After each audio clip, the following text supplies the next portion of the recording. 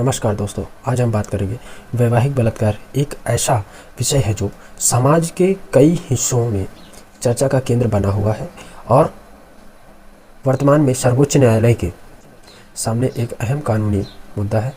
वैवाहिक बलात्कार का मतलब है जब किसी महिला के साथ उसका पति बिना सहमति के या उसकी मर्जी के खिलाफ शारीरिक संबंध बनाता है।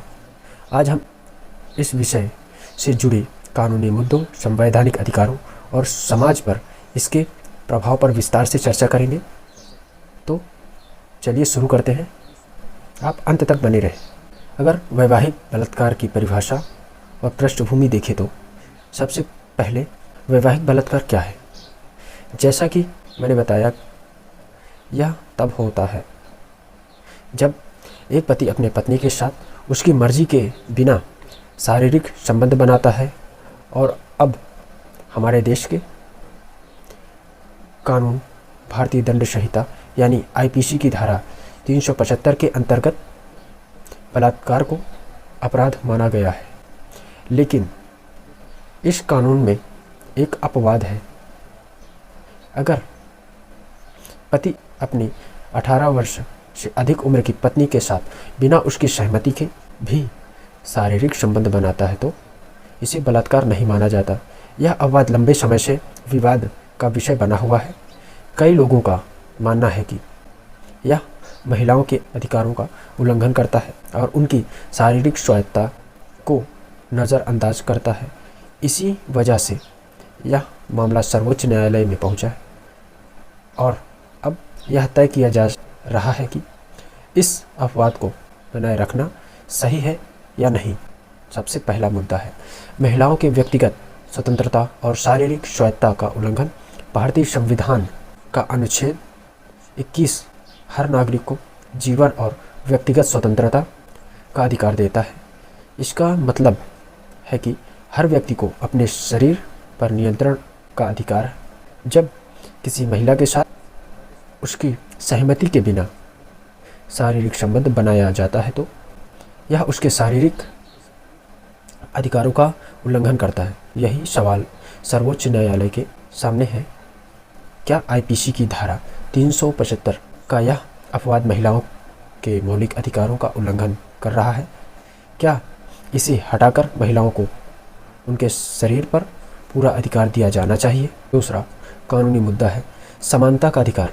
भारतीय संविधान के अनुच्छेद 14 और 15 के तहत हर नागरिक को कानून के सामने समानता का अधिकार है और किसी के साथ लिंग, जाति, धर्म या अन्य किसी आधार पर भेदभाव नहीं किया जा सकता। लेकिन वैवाहिक बलात्कार से जुड़े वर्तमान कानून विवाहित और अविवाहित महिलाओं के बीच भेदभाव।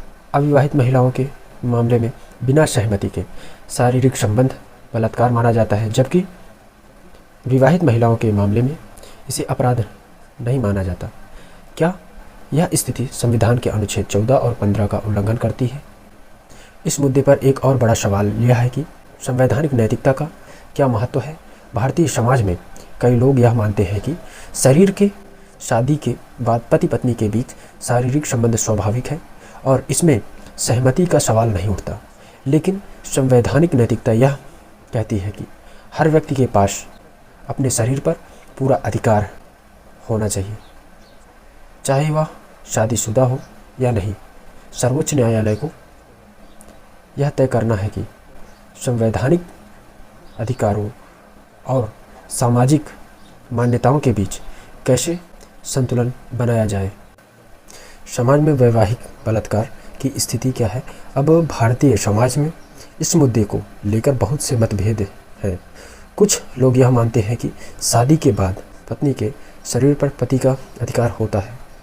यह विचार कई धार्मिक और सांस्कृतिक मान्यताओं से भी प्रभावित है। लेकिन वहीं कई लोग यह भी मानते हैं कि पत्नी के सहमति के बिना उसके साथ शारीरिक संबंध बनाना गलत है और इसे अपराध माना जाना चाहिए।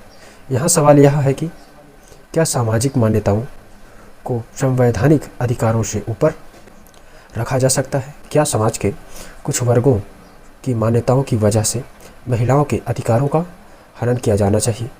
एक और महत्वपूर्ण पहलू है अंतर्राष्ट्रीय कानून। भारत ने कई अंतर्राष्ट्रीय संधियों पर हस्ताक्षर किए हैं जो महिलाओं के अधिकारों की सुरक्षा की बात करती है। इसमें से एक है संयुक्त राष्ट्र का महिला अधिकारों पर कन्वेंशन CEDAW। इसके तहत भारत ने महिलाओं के खिलाफ हर प्रकार के भेदभाव को समाप्त करने का वादा किया है। लेकिन अगर भारत वैवाहिक बलात्कार को अपराध नहीं मानता तो यह अंतर्राष्ट्रीय संधियों के तहत उसके दायित्वों का उल्लंघन हो सकता है।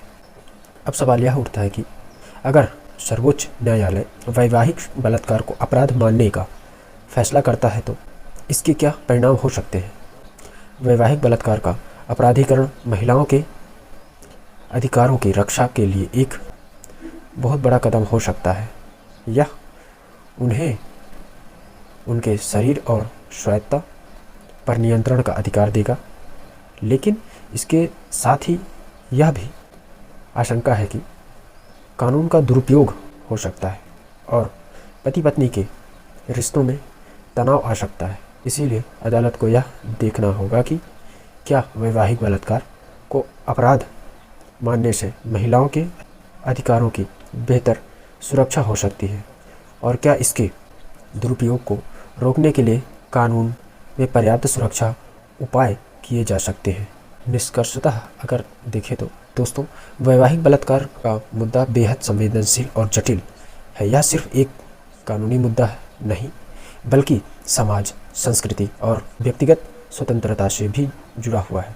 सर्वोच्च न्यायालय के सामने यह चुनौती है कि यह संविधान के अनुच्छेद 14 और 15 और 21 के तहत महिलाओं के मौलिक अधिकारों की रक्षा कैसे करें। क्या यह कानूनों को बदलकर महिलाओं के साथ समानता और स्वतंत्रता का व्यवहार करेगा या फिर समाज की मान्यताओं और परंपराओं को ध्यान में रखेगा? इस मुद्दे पर आपकी क्या राय है? क्या आपको लगता है कि वैवाहिक बलात्कार को अपराध मानना चाहिए? हमें कमेंट में ज़रूर बताएं और इस वीडियो को शेयर करें ताकि ज़्यादा से ज़्यादा लोग इस महत्वपूर्ण मुद्दे के बारे में जागरूक हो सके। धन्यवाद।